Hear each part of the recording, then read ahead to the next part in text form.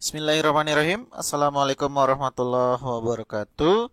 Selamat pagi untuk anak-anak semuanya. Gimana kabar kalian hari ini? Sudah hampir 2 pekan ya kita tidak bertemu, kita tidak melakukan pembelajaran secara daring. Ya mudah-mudahan liburan kemarin bisa menjadi waktu istirahat buat kalian dari pembelajaran yang mungkin cukup menyibukkan aktivitas kalian. Nah, baik anak-anak, di video kali ini Bapak akan menjelanjutkan materinya tentang sifat koligatif larutan. Oke. Nah, kan kemarin sudah disinggung di pertemuan-pertemuan sebelumnya. Sifat koligatif itu definisinya adalah sifat yang dipengaruhi oleh jumlah partikel yang terlarut dalam suatu larutan. Sifat koligatif yang sudah kita bahas ada 3. Yang pertama penurunan tekanan uap, yang kedua kenaikan titik didih, yang ketiga penurunan titik beku. Nah, kita akan masuk ke sifat yang terakhir, yaitu sifatnya adalah tekanan osmotik atau lambangnya adalah P. Ya, jadi tekanan osmotik apa itu definisi atau peristiwa dari osmosis? Ya, di biologi sel kelas 11 semester 1 osmosis itu sudah dibahas. Ya, ini ada sedikit gambaran tentang peristiwa osmosis. Oke, jadi ini ada selaput semi permeabelnya. Kemudian ini ada molekul pelarutnya, ini ada molekul gula. Apa yang terjadi di dalam peristiwa osmosis? Ya, ternyata ada perpindahan dari molekul-molekul air. Pindahnya kemana? Pindahnya ke dalam larutan glukosa. Ya, pindahnya lewat mana? Lewat membran semi permeable. Jadi secara definisi osmosis itu adalah perpindahan molekul air, ya. Molekul airnya dari mana? Dari larutan yang konsentrasinya rendah atau disebut dengan hipotonis ke larutan yang konsentrasinya tinggi atau disebut sebagai hipertonis. Lewat mana pindahnya? Lewat membran semi permeable. Ya, nah itu secara definisi dari osmosis. Sekarang apa kaitannya dengan tekanan osmotik? Oke, sekarang coba lihat gambar berikut ini. Nah, ini ada peristiwa osmosisnya. Ini ada 2 gambar. Ya, ini yang pertama, ini yang kedua. Nah, gambar yang pertama ini kan ada di tabung U ini ada 2 sisi. Ada larutan, ada air. Yang mana yang hipotonis? Yang hipotonis itu yang konsentrasinya rendah, yaitu yang airnya. Hipertonis yang mana? Berarti yang konsentrasinya lebih pekat. Nah, ketika didiamkan dalam waktu yang lama, maka lama-kelamaan beberapa molekul air ini akan pindah ke keadaan yang hipertonis atau pindah ke sisi yang sebelah kiri. Dan dalam waktu tertentu itu laju perpindahan airnya ini atau karena airnya ini pindah, maka nanti di sebelah kiri akan ada kenaikan seperti di gambar yang kedua. Kenaikannya sebesar ini perbedaannya. Ya, antara atau garis H ini. Nah, dalam waktu tertentu itu tidak terjadi kenaikan lagi. Jadi udah berhenti mentok di sini naiknya. Ya, sudah tidak terjadi penambahan ketinggian dari keadaan atau di bagian larutannya. Nah, ketika sudah berhenti, maka di sini akan terjadi kesetimbangan. Kesetimbangan antara siapa? Antara molekul air, kesetimbangan dari perpindahan molekul air dari yang hipotonis ke hipertonis. Jadi ketika sudah mengalami kesetimbangan, air yang masuk dari hipotonis ini pindah ke hiper, yang dari hiper pun juga ada pindah ke yang hipotonis. Ya, jadi itu ketika sudah mencapai kesetimbangan. Tapi kalau sebelum mencapai, kalau belum mencapai kesetimbangan, maka laju perpindahannya itu cuma dari hipotonis ke hipertonisnya saja. Ya. Nah, jadi itu karena perbedaan ketinggian tadi, ini kan ada perbedaan ketinggian ya. di kedua kaki bejana tersebut akan menyebabkan perbedaan tekanan hidrostatisnya. Masih ingat dengan tekanan hidrostatis di fisika? Jadi tekanan hidrostatis itu adalah tekanan yang dipengaruhi oleh zat cair atau dipengaruhi oleh permukaan dari suatu zat cair. Jadi perbedaan tekanan hidrostatis itu akan menghambat aliran air ke kaki sebelah kiri. Jadi karena sudah mentok tadi, sudah mencapai ketinggian maksimum, airnya itu udah nggak bisa masuk lagi. Ya, nah perbedaan itulah akan pada suatu saat akan tercapai suatu keadaan setimbang. Jadi setimbangnya tadi ketika kedua kakinya udah nggak berubah lagi ketinggiannya. Ya, keadaan itulah kesetimbangan tersebut yang keadaan tersebut merupakan suatu kesetimbangan yang aliran air pada kedua arahnya berlangsung dengan kecepatan yang sama. Jadi kalau udah nggak bertambah lagi, maka nanti air yang masuk ini atau yang pindah ini kecepatannya sama, ya, antara yang masuk dari hipo ke hiper atau dari yang hiper ke hipo. Nah, perbedaan ketika tekanan hidrostatiknya inilah atau perbedaan tekanan hidrostatik maksimum antara larutan dengan parut murni ini yang disebut sebagai tekanan osmotik. Ya. Nah, jadi itu secara definisi atau secara konsep dari tekanan osmotiknya. Nah, sekarang gimana hubungan tekanan osmotik dengan konsentrasi larutan? Jadi, menurut Van Hoff, tekanan osmotik dari suatu larutan, kursornya mana ya sebentar. Nah, tekanan osmotik dari suatu larutan itu dapat dihitung dengan rumus yang sama seperti gas ideal. Ada yang masih ingat rumus gas ideal? Gas ideal itu rumusnya apa? Gas ideal adalah rumusnya PV sama dengan nRT. Oke. Nah, tekanannya apa? Tekanannya kan lambangnya P nih. Berarti P-nya sama dengan N kali R kali T per V. N per V ini siapa? N per V ini adalah rumus dari molaritas. Sehingga kita bisa uraikan lagi, P-nya adalah sama dengan M kali R kali T. Atau tekanan osmotiknya di dalam konteks kimia, P-nya itu lambangnya adalah Pi. Jadi Pi-nya sama dengan M kali R kali T. Nah, inilah rumus dari tekanan osmotik. Kemudian siapa itu M, siapa itu R, siapa itu T? M-nya adalah molaritas. Molaritas. Sedangkan R-nya itu adalah tetapan gas ideal yang nilainya 0,082. Sedangkan kalau T-nya itu adalah suhu mutlak. Suhu mutlak dalam satuan Kelvin. Satuannya adalah Kelvin. Ya. Nah, itu untuk tekanan osmotik. Dalam kehidupan sehari-hari, contoh osmotik apa? Nah, contoh osmotiknya adalah misalkan pada sel darah merah. Jadi dinding sel darah itu punya ketebalannya sebesar 10 nanometer.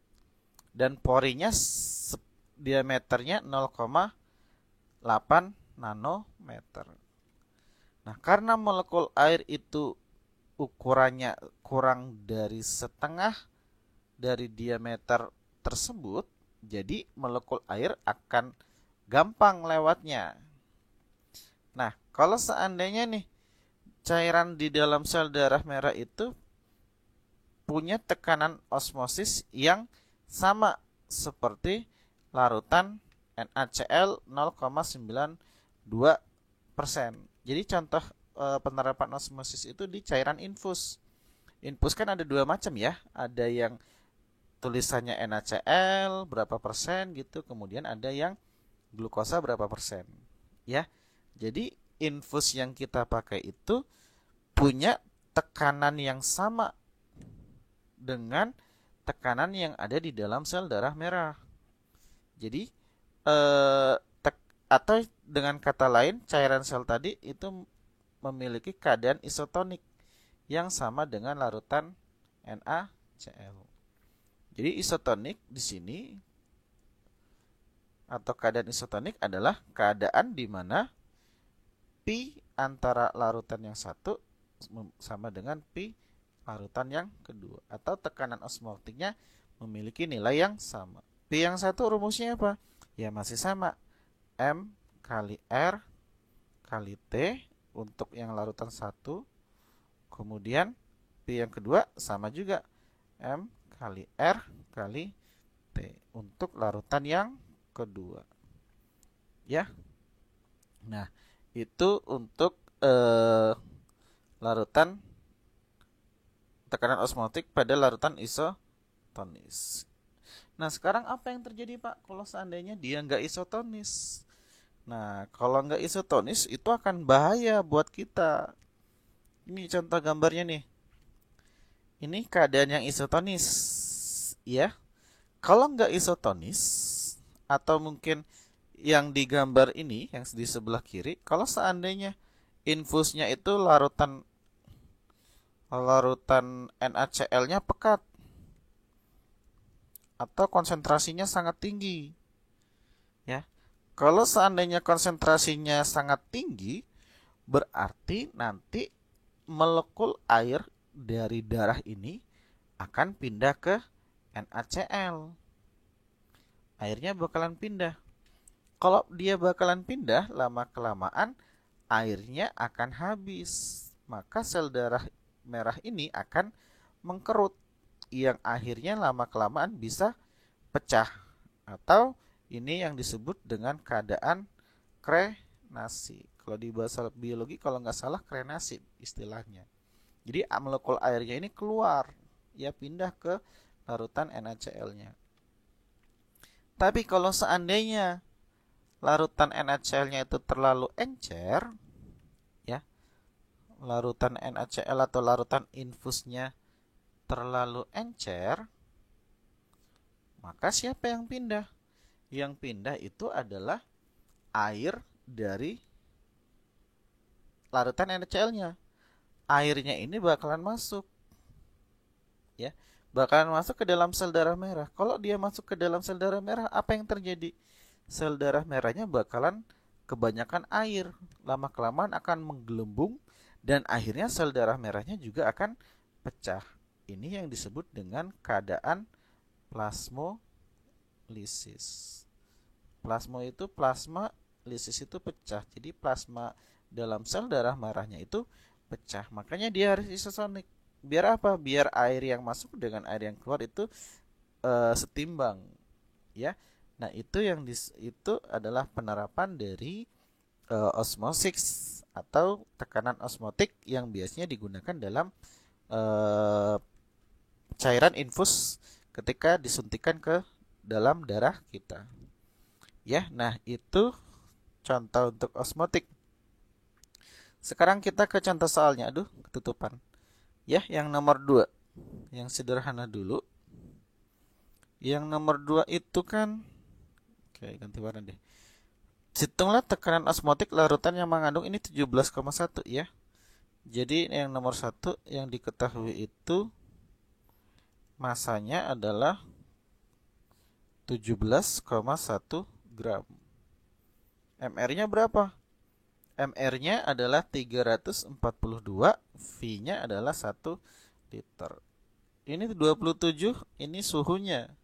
Atau T-nya sama dengan 27 derajat Celcius. Atau kalau kita buat Kelvin ditambah 273, jadi 300 derajat Celcius. Oke. Nah, yang ditanya adalah Pi-nya atau tekanan osmotik. Berapa Pi-nya? Ya, ini langsung aja kita hitung. Pi-nya sama dengan MRT, ya. Nah, atau kalau kita uraikan, M-nya itu adalah gram per MR kali 1000 per V kali R kali T. Udah kita masukin aja angkanya. Pi-nya sama dengan gramnya adalah 17,1 per MR-nya 342 kali 1000, V-nya juga 1 liter. Berarti dia sama dengan 1000 kali 0,082 kali 300. Ini coret 0,082 kali 300 itu 24,6. Sedangkan 17,1 bagi 342 itu 1 per 50 apa ya? 1 per 5, ya 1 per 50 atau 0,02. 0,02 kali 24,6. Berapa hasilnya nih? 0,02 kali 24,6 itu sama dengan 0,2 kali 24,6 itu sama dengan 17,1 bagi 342 0,05, sorry. Bukan 0,2, 0,05. Ini 0,05 ya. Dikali 24,6. Hasilnya adalah sekitar 1,23. Jadi 1,23. Satuannya apa? Karena dia tekanan, satuannya adalah ATM. Gitu ya. Nah, itu yang nomor 1. Yang nomor 2 apa yang diketahui? Yang nomor 2 yang diketahui adalah tekanan osmotik pada darah, berarti Pi-nya. Pi sama dengan 7,7 ATM. Suhunya berapa? 37. T-nya sama dengan 37 derajat Celcius. Atau kalau dibuat Kelvin jadi 310 Kelvin. Kemudian berapa gram glukosa yang diperlukan untuk membuat 200 ml larutan isotonik dengan darah? Berarti V-nya sama dengan 200 mili. Yang ditanya adalah gramnya. Ya, dalam keadaan isotonik. Berarti ini ada dua tekanan. Yang pertama, Pi dari darah sama dengan Pi dari glukosa. Kenapa kok sama? Karena dia keadaannya isotonik. Pi darahnya berapa? Berarti Pi darahnya itu adalah 7,7. Pi glukosanya diuraikan M kali R kali T. Atau kalau kita uraikan 7,7 sama dengan gram per MR kali 1000 per V kali R kali T. Nah, terus kita uraikan nih. 7,7 masukin aja angkanya. Sama dengan gram per MR-nya berapa? MR-nya 180 kali 1000 per 200 dikali R-nya berapa? 0,082 kali T-nya 310. Seret 5, 0-nya coret. Berarti gramnya sama dengan 7,7 kali 18. Betul? 7,7 kali 18 dibagi 5 kali 0,082 kali 31 sama dengan berapa tuh? 7,7 dikali 18 itu sekitar 138,6 per 0,082 dikali 5 dikali 31 per 12,71. Berapa nih kalau dibagi? 138,6 dibagi 12,71. Hasilnya adalah 10,9 gram. Hasilnya adalah 10,9 gram. Ya. Nah, itu massa zat yang dilarutkan agar isotonik dengan darah pada suhu 37 derajat Celcius. Ya. Nah, itu untuk tekanan osmotik. Sampai di sini ada yang ditanyain? Kalau nggak ada, kita akan lanjut ke sifat koligatif yang terakhir atau sifat koligatif larutan elektrolit. Oke, jadi kaitannya kalau yang sebelumnya kita bahas itu adalah sifat koligatif untuk larutan non elektrolit. Yang elektrolit itu gimana? Kita cross check dulu. Ada yang masih ingat nggak apa itu larutan elektrolit dengan larutan non elektrolit? Atau contohnya deh, ya, ini ada dua larutan. Ini dua larutan. Yang pertama adalah larutan gula, lambangnya C12H22O11. Yang ini larutan garam atau NaCl. Oke, sebentar. Kita lihat videonya dulu. Kira-kira siapa di antara dua larutan ini yang termasuk ke dalam larutan elektrolit? Ya, kita review sedikit di kelas 10. Oke, ini ada garam. Ya, ini kalau Bapak tuangkan, ya, Bapak tuangin yang banyak gitu. Kalau bisa sampai habis. Nah, udah habis, kita masukin electrolyte tester. Apa yang terjadi? Nah, ternyata lampunya nyala. Berarti yang garam ini termasuk larutan elektrolit. Nah, sekarang kita cek yang gula atau sugar. Ya, kita masukin semuanya gulanya. Kita tuangin. Kalau bisa sampai habis gulanya. Oke, udah habis. Kita masukin ini electrolyte testernya. Nah, nggak terjadi apa-apa, alias lampunya mati. Kalau lampunya berarti termasuk ke dalam larutan non elektrolit. Ya, maka di sini yang larutan gulanya itu termasuk non elektrolit. Oke, bisa ditulis studi bentar. Yang ini berarti non elektrolit. Ya, non elektrolit. Kalau yang ini termasuk ke dalam larutan elektrolit. Nah, sekarang gimana sifat larutan elektrolit dengan larutan non elektrolit? Apa kira-kira beda sifat koligatifnya? Nah, sekarang kita lihat data berikut ini.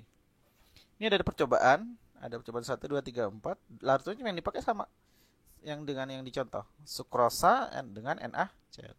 Cuman konsentrasinya berbeda-beda. Ini 1 molal, ini 2 molal. Kita perhatikan data yang 1 dan 2 dulu. Di data 1 dan 2, molalitasnya itu sama 1 molal. Tapi apa yang terjadi? Ternyata titik didihnya yang NaCl lebih tinggi, yaitu 101,04. Sedangkan yang sukrosa cuma 100,52. Atau delta TB-nya adalah 0,52 untuk sukrosa, kemudian 1,04 untuk NaCl. Meskipun konsentrasinya sama 1 molal, tapi ternyata titik didihnya itu lebih tinggi yang NaCl. Kalau yang 2 molal gimana? Ternyata datanya juga berbanding lurus.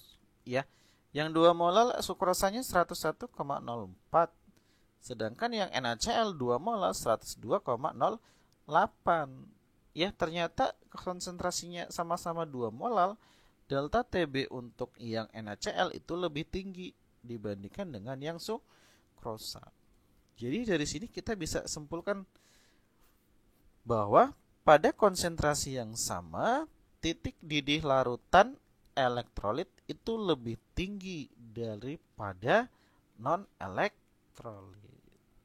Nah, sekarang jadi pertanyaan, kenapa kok yang elektrolit lebih tinggi daripada yang non elektrolit? Nah, sekarang kita lihat ilustrasinya. Ya, ilustrasinya masih sama nih. Kita cross check di sebentar. Mana screen? Nah, kita cross check di percobaan tadi ilustrasinya. Ya, ini ada garam, ada gula. Ini air ya, H2O. Nah, sekarang kita masukin garamnya nih. Oke, ini ada dua molekul NaCl. Ini NaCl yang pertama sama NaCl yang kedua. Ini kita masukin. Apa yang terjadi? Nah, kabur. Ya, nggak kelihatan. Kita reset ulang. Oke, ini NaCl-nya nih. Kita masukin. Nah, ternyata Na dengan Cl-nya lepas. Jadi Na plus sama Cl min. Ya. Sedangkan kalau untuk yang gula, mana ini kabur duanya? Ya, kalau yang gula gimana? Nah, kita masukin. Ini ada dua molekul gula. Ada dua molekul, ya, ada dua partikel gulanya. Kita masukin. Tetap ada dua partikel gula yang terlarut di dalam air. Tapi kalau yang ini ada ini ada dua NaCl. Kita masukin. Ternyata ada 4 Na, ada ion Na plusnya ada 2, Cl-nya ada 2. Ya, atau kalau kita lihat dari sini boleh deh. Ya, nah ini yang NaCl. Oke, kita goyangin dikit. Oh, belum keluar. Nah, sebentar. Nah, ini NaCl-nya ya. Kita hitung. NaCl Na-nya yang ungu, Cl-nya yang hijau. Berarti NaCl-nya ada berapa? 1, 2, 3, 4, 5, 6. Ada 6 NaCl. Ketika dimasukin dalam air, nah, dia terpisah. Ada Na-nya sendiri, Cl-nya sendiri. Na-nya berapa? 1, 2, 3, 4, 5, 6. Na-nya ada 6, Cl-nya ada berapa? 1, 2, 3, 4, 5, 6. 6 juga. Berarti jumlah partikelnya semua ada 12. Na-nya 6, Cl-nya ada 6. Jadi jumlah partikelnya ada 12. Sekarang kita lihat yang sukrosa. Nah, ada berapa nih? 1, 2, 3. Kayaknya ada 3. Ketika dimasukin dalam ini gabung ya, karena kelihatannya rapat. Kalau kita lihat, nah ternyata tetap 3 partikel atau 3 molekul sukrosa. Ya, jadi ketika NaCl-nya dimasukkan ke dalam air, ya jadi kalau misalkan nih, mana kursornya hilang, sebentar, ganti pad dulu. Nah, kalau seandainya salah. Kalau seandainya ini gulanya ya, C12H22O11 dimasukin dalam air, tetap jadi C12H22O11. Tapi kalau NaCl dimasukin dalam air, itu jadinya Na plus sama Cl min. Jadi yang C12H22 ini O11 termasuk satu molekul. Satu molekul. Sedangkan kalau untuk yang NaCl, itu kan jadi Na plus sama Cl min. Ini ada satu ion. Ini juga ada satu ion. Berapa berarti totalnya? Semuanya ada 2 ion. Ingat, ion dan molekul itu sama-sama partikel. Jadi jumlah partikelnya yang ini C12H22O11 itu ada 1, yang NaCl ada 2. Jadi lebih banyak yang mana? Lebih banyak yang NaCl. Ya. Jadi ternyata, nah, atau ini lebih ilustrasinya lebih banyak lagi. Kalau 10 partikel sukrosa dimasukin ke dalam sini, tetap ada 10. 1, 2, 3, 4, 5, 6, 7, 8, 9, 10. Tapi kalau ada 10 partikel NaCl yang dimasukin, ini Na-nya ada 10, Cl-nya ada 2, ada 10. Berarti semua partikelnya ada 20. Kalau yang asam lemah, ya ini untuk yang alfanya 0,1. Jadi kalau 10 partikel asam lemah, ketika dilarutin cuman ada 11 partikel zat terlarut. Ya, makanya yang NaCl ini lebih banyak atau bahkan 2 kali lipat dari sukrosa. Ya, makanya di konsentrasi yang sama, jumlah partikel zat terlarut pada larutan elektrolit itu lebih banyak daripada larutan non-elektrolit. Ya, nah itu. yang menyebabkan sifat koligatifnya itu lebih tinggi untuk larutan elektrolit dibandingkan dengan larutan non-elektrolit. Nah, perbandingan antara nilai sifat koligatif larutan elektrolit dengan sifat koligatif larutan non-elektrolit di kemolalan yang sama itu yang disebut sebagai faktor Van Hoff. Ya, jadi faktor Van Hoff itu kalau misalkan ada nih yang larutan elektrolit, misalkan yang non elektrolit, misalkan C6 C12 H22O11. Ini kalau dimasukin dalam air itu kan juga sama C12 H22O11. Kalau di sini ada sebanyak A, maka di sini juga ada sebanyak A. Tapi beda untuk yang larutan elektrolit. Jadi kalau seandainya ada suatu larutan elektrolit dengan rumus AX BY, ini kalau terionisasi menjadi X kali A pangkat Y positif, ini rumus ionisasi aja ya, ditambah Y B X negatif. Ya, ini hanya rumusnya saja. Nah, untuk mula-mula, misalkan nih, mula-mulanya sebanyak A.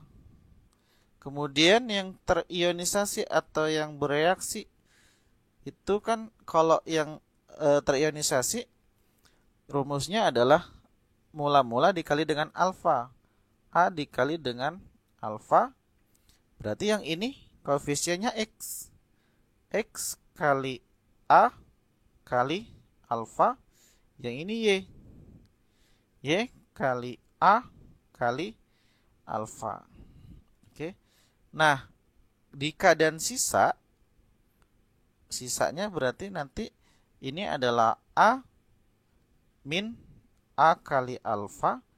Yang ini kan mula-mulanya tadi belum ada ya, maksudnya belum dimasukin dalam air. Setelah dimasukin dalam air kemudian terionisasi, maka di sini X kali A kali alfa, yang ini Y kali A kali alfa. Jumlah ionnya berapa? Jumlah ionnya itu semuanya. Ini jumlah ionnya. Jadi jumlah ionnya itu A min A kali alfa ditambah X kali A kali alfa ditambah Y kali A kali alfa. Ini semuanya punya A nih. A-nya dikeluarin. Jadi jumlah ionnya sama dengan A-nya keluarin. A buka kurung. Berarti ini 1 min alfa. Ya, berarti ini 1 min alfa ditambah X kali alfa ditambah Y kali alfa. Oke. Nah, ini kita uraikan lagi. Kalau seandainya ini A 1 min alfa, ini kan sama-sama punya alfa nih.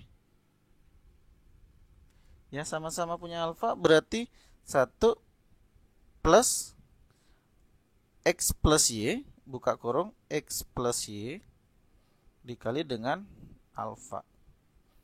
Oke, nah itu penurunannya. Kemudian, kalau seandainya jika X plus Y-nya adalah alfa, ya jika X plus Y sama dengan N, ya maka X plus Y itu siapa sih? X itu jumlah ion A, Y jumlah ion B. Jadi kalau X plus Y sama dengan N, maka jumlah ionnya akan menjadi A kali 1 min alfa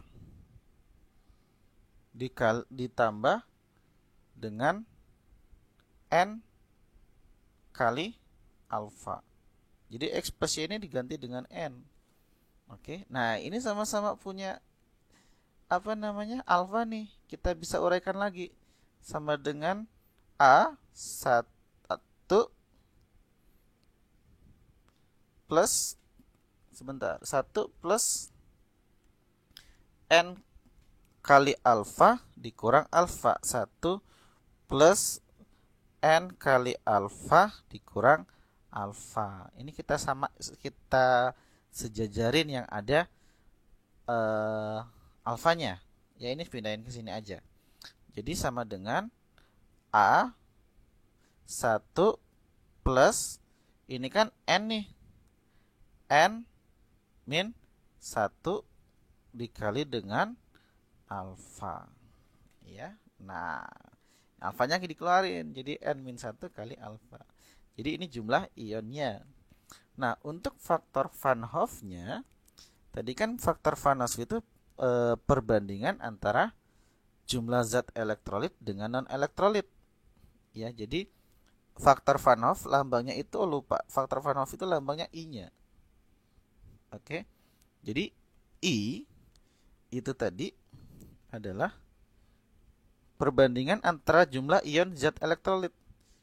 Jumlah ion yang pada larutan elektrolit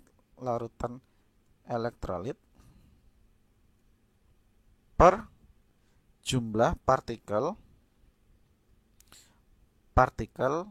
atau molekul pada larutan non elektrolit. Ya. Di sebelumnya elektrolitnya yang non elektrolit jumlahnya ada sebanyak A.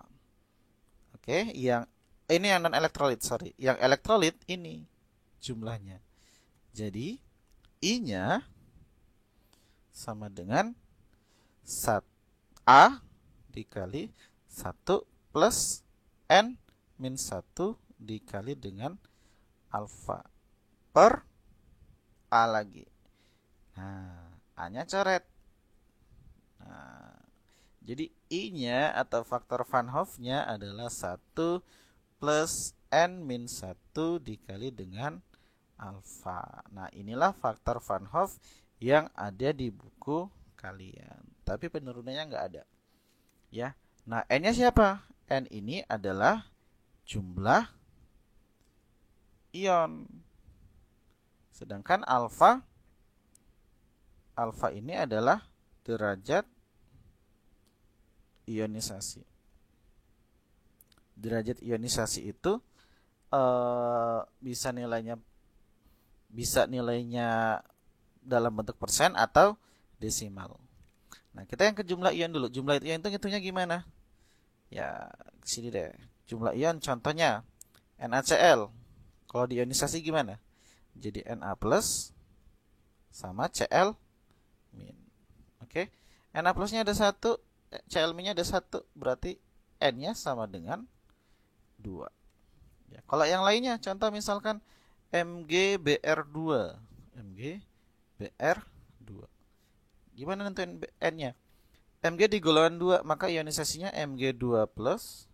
Br-nya di golongan 7, berarti Br min. Br-nya ada berapa nih? Ada 2, Mg-nya ada 1. Maka N-nya sama dengan 3. Ya, Br-nya 2, Mg-nya 1. Kalau yang lain misalkan Al2 CO3 3 kali.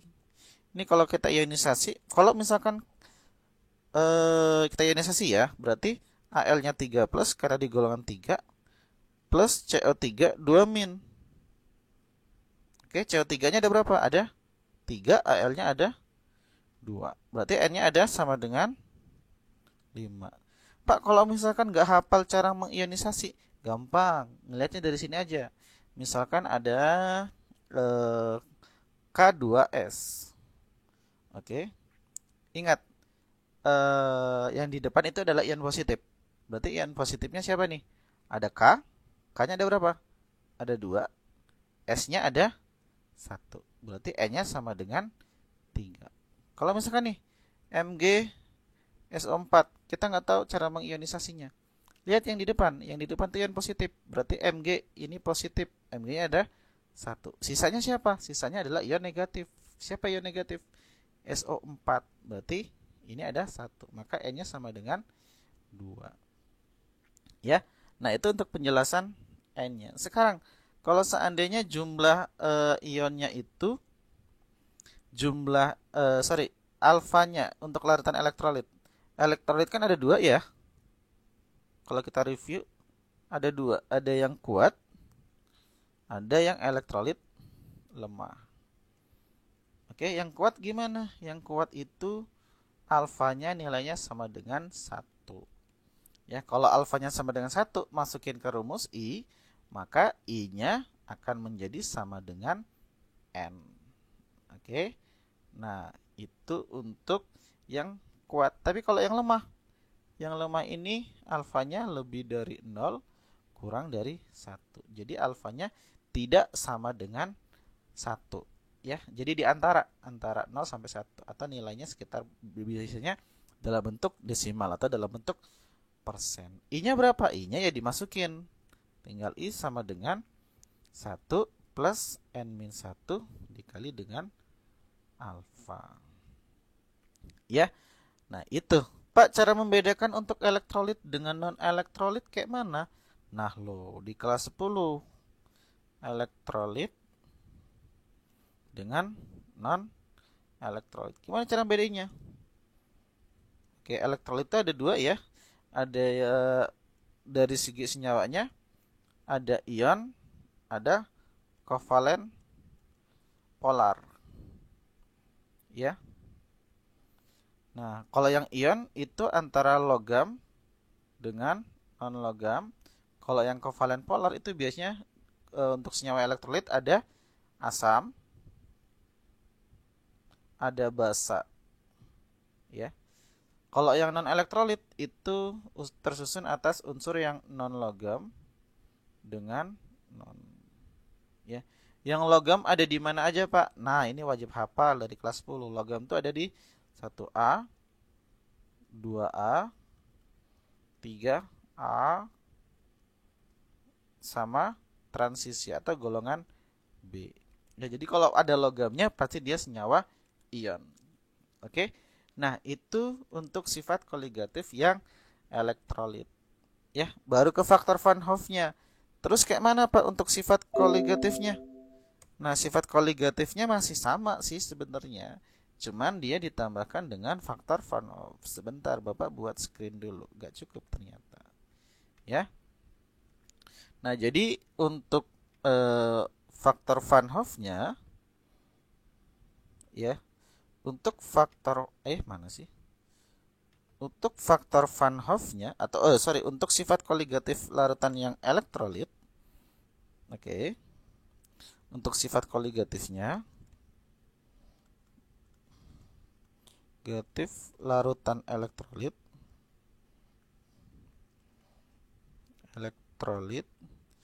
ini yang pertama itu kan ada penurunan tekanan uap,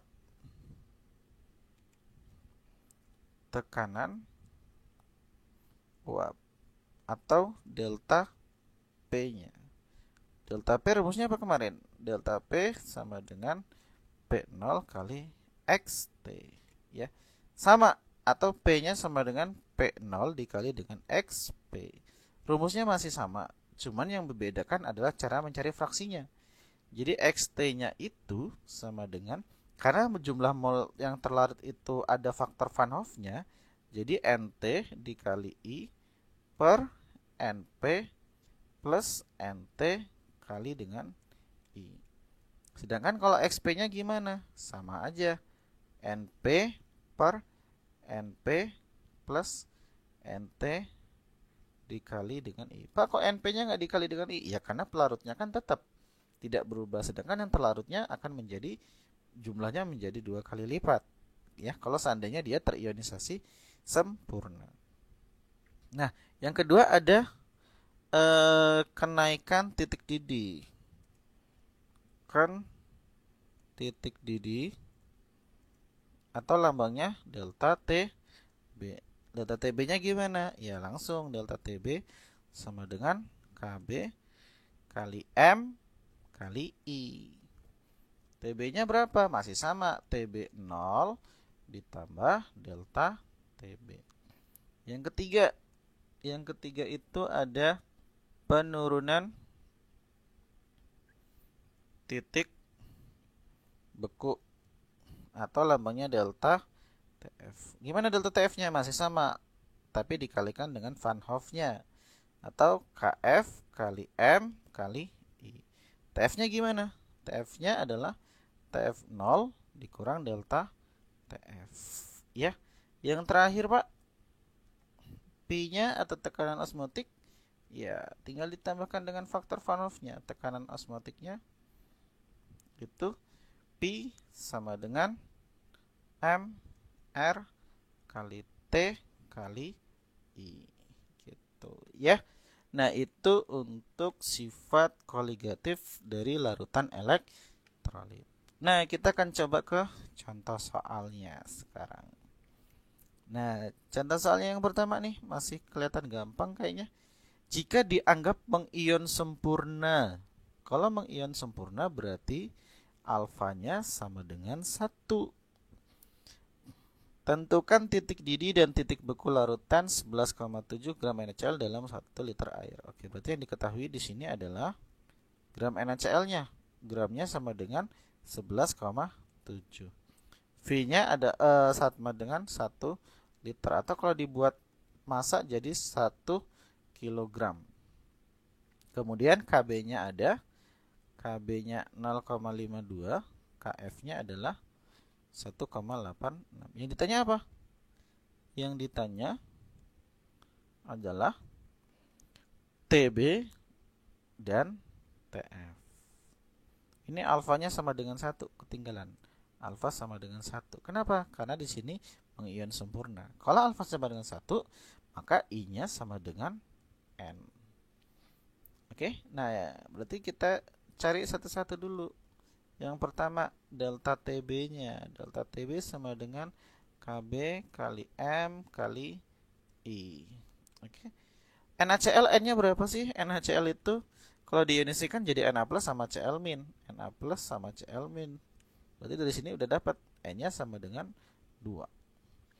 Jadi delta TB-nya sama dengan, kalau kita uraikan, Kb kali gram per mr kali 1000 per P kali I. MR-nya berapa? Nah, ini di buku nggak pernah ditulis MR-nya. Jadi MR-nya itu NaCl MR sama dengan 58,5. Berarti delta TB-nya berapa tuh?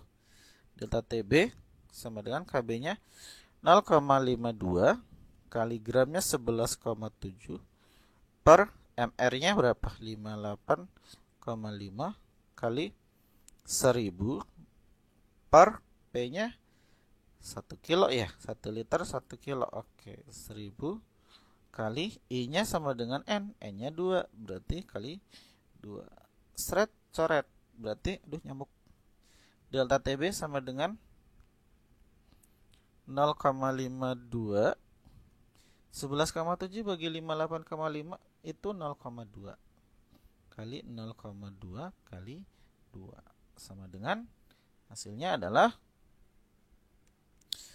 0,52 kali 0,2 kali 0, dikali 2. Hasilnya adalah 0,208. Ya, 0,208. Berarti TB-nya adalah 100 ditambah 0,208. Hasilnya adalah 100,208. Terus titik beku larutan. Iya, kalau titik beku sebenarnya pakai rumus perbandingan aja bisa. Delta TB delta TF langsung aja deh. Delta TF sama dengan Kf kali M kali I. Ya, jadi kita uraikan lagi. Delta TF sama dengan Kf-nya adalah 1,86 kali M-nya ini ya, 11,7 per 58,5 kali 1000 per 1000 kali 2. Nolnya kurang 1. Coret. Ini 0,2. Berarti delta TF-nya adalah sama dengan 1,86 kali 0,2 kali 2 sama dengan berapa tuh? 1,86 kali 0,2 kali 2, 0,744. Jadi di sini adalah 0,744 derajat Celcius. Maka TF-nya adalah TF0 dikurang delta TF, atau 0 dikurang 0,744 berarti minus 0,744 derajat Celcius ya. Nah, itu untuk contoh soal yang pertama. Contoh soal yang kedua. Sebanyak 1,8 gram suatu basa bervalensi 2 MOH2 kali. Berarti diketahui masanya sama dengan 1,8 gram. Oke. Kemudian MOH2 kali itu suatu basa aja. Dilarutkan dalam 100 ml air. Berarti V-nya sama dengan 100 ml air. Atau kalau dibuat massa berarti jadi 100 gram. Larutan ini mendidih pada 100,2. Berarti 100,2 ini adalah titik didihnya atau TB-nya. 100,2. Jika basa tersebut mengion sebanyak 80%, jadi yang mengion itu enggak semuanya, cuma 80%. Berarti alfanya sama dengan 80% atau 0,8. Yang ditanya adalah hitung massa atom relatif logam pembentuk basa. Yang ditanya adalah AR-nya. AR dari siapa? AR dari M. Gitu. Cari AR lewat mana? Ya otomatis cari lewat MR-nya dulu. Oke. Nah, kita tulis dulu. Rumusnya apa? Dari delta TB, karena yang diketahui TB-nya. Delta TB-nya sama dengan KB kali M kali I. Kenapa kalau I? Ini kan senyawa elektrolit, udah diketahui itu, mengion, ya. Nah, delta TB-nya berapa? Atau kalau kita uraikan, delta TB sama dengan gram KB kali gram per MR kali 1000 per P. I-nya adalah 1 plus N-1 kali alfa. N-nya berapa nih? MOH2 kali M-nya 1, OH-nya 2. Berarti N-nya sama dengan 3. Gitu, ya. Jadi nanti ini kita masukin angkanya. Delta TB-nya berapa? Delta TB-nya itu ini kan 100,2, berarti deltanya adalah 0,2 sama dengan KB-nya 0,52. Betul enggak? Ya, 0,52 kali gramnya 1,8 per MR kali 1000 per 100 kali 1 plus 2 dikurang 1 kali 0,8. Aduh, jelek banget, space-nya nggak cukup. Ini 0,8 ya. Jadi hasilnya adalah ini coret 10. Oke, jadi MR-nya atau 0,2 sama dengan 0,52 kali 1,8 per MR kali 10. Ini berapa nih? 1 plus ini 3, sorry ya. N-nya 3. 1 plus N-1.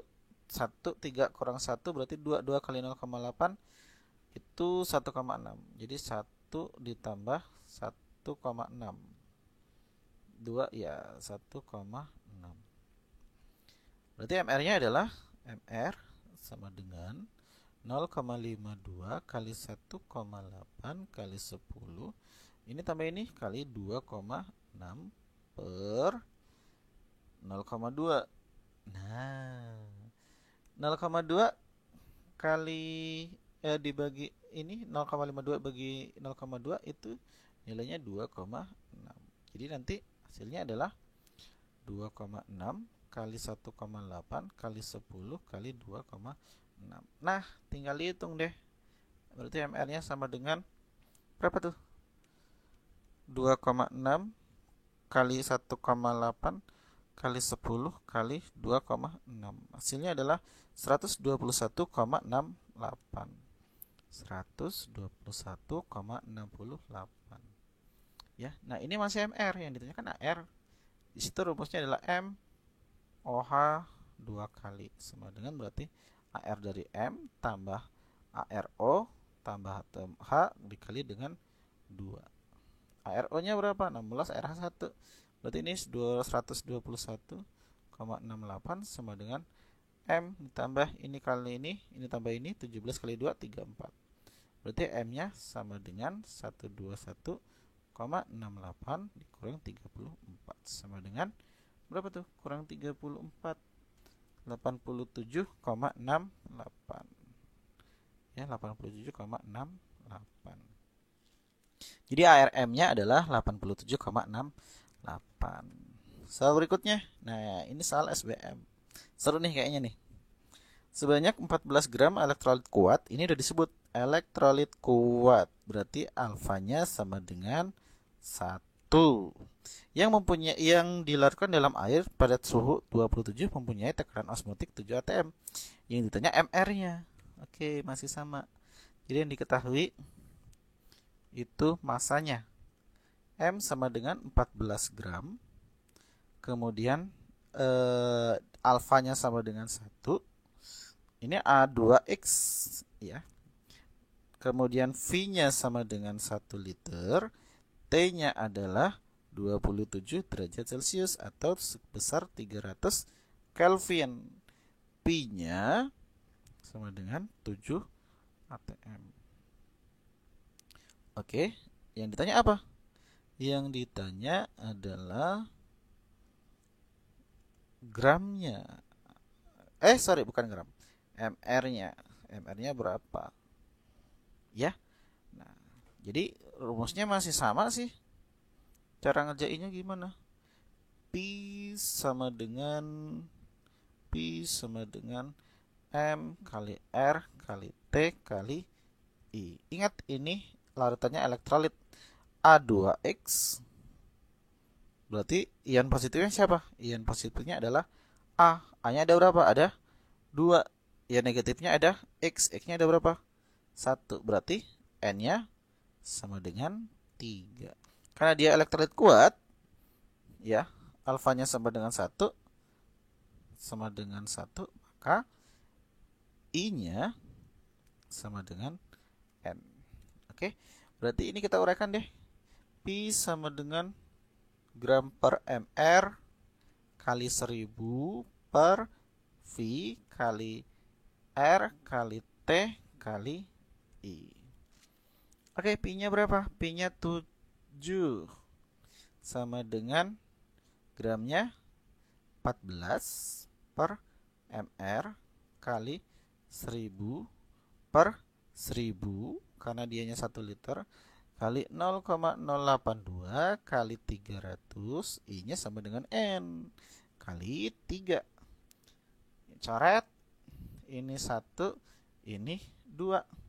0,082 kali 300, ini 24,6. Ya. 24, kok di end show, sabar. Kepencet, sorry ya, sebentar, kepencet. Ini kali ini 24, kok salah, belum dibuat pen. Jadi yang ini 24,6. Jadi MR-nya sama dengan berapa? MR-nya sama dengan 2 kali 24,6 kali 3. Berapa tuh? 2 kali 24,6 kali 3. Hasilnya adalah 147,6. Inilah MR dari senyawanya. Ada nggak? Ada nih yang D. Oke, cukup sampai di sini dulu ya. Contoh soalnya udah lumayan banyak. Mudah-mudahan bermanfaat buat kalian semua. Selesailah pembelajaran kita kali ini tentang sifat koligatif larutan. Ya. Nah, nanti kita akan coba latihan soalnya lagi secara virtual. Oke, kalau ada yang mau ditanyakan, silahkan ditanyakan langsung via Google Meet Untuk minggu depan insya Allah kita akan ujian. Ya, sampai di sini dulu video kali kita hari ini. Ini ada soalnya nih. Soal latihannya, wow, lumayan nih. SBM 2004, ada 2014, 2015, 2016. Oke, silakan nanti dicoba untuk soal latihan soalnya. Ya, kalau misalkan ada yang bingung, nanti bisa kita diskusikan secara virtual. Terima kasih, Bapak akhiri. Assalamualaikum warahmatullahi wabarakatuh. Bye-bye semuanya. See you next time.